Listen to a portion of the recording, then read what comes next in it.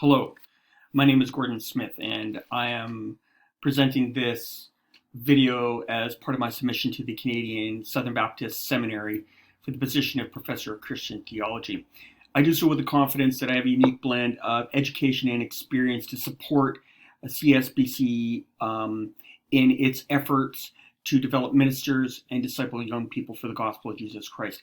My education is a blend of social work and theology and graduate and undergraduate work. My graduate work in theology and social work has been online and through distance education, so I'm familiar with those kinds of platforms as they are starting to become relevant. My career has been a blend of social work and pastoral ministry with formal education of students, individual education of students, mentorship, and pastoral care.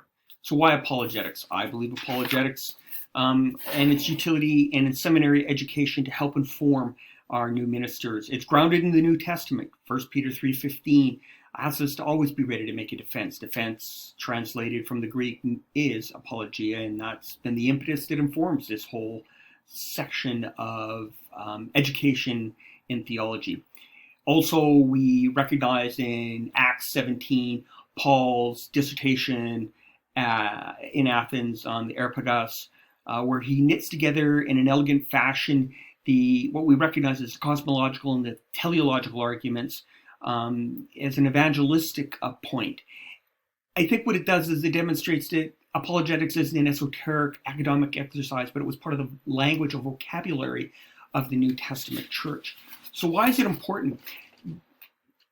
J.P. Moreland recognized and reported that people are having gaps in knowledge in the Bible and experiencing degrees of faith so that they no longer have belief in God so much as opinions about God. And so apologetics serves to bridge those gaps in knowledge of the Bible so that people can develop a whole faith.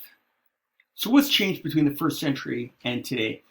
I'd submit to you, we'd recognize, aside from technology and fashion, not much. We're still polytheistic. There's still skeptics. There's still atheists. And the debate in society still goes on. And one's reputation in society, their ability to sustain and establish a reputation in the first century, challenge or repose was a social phenomenon that continues today, but it was where one would be challenged as to what they believe and who they were and be able to defend that. We see that in the New Testament unfold with Jesus. Luke chapter 20, verse 20 to 26.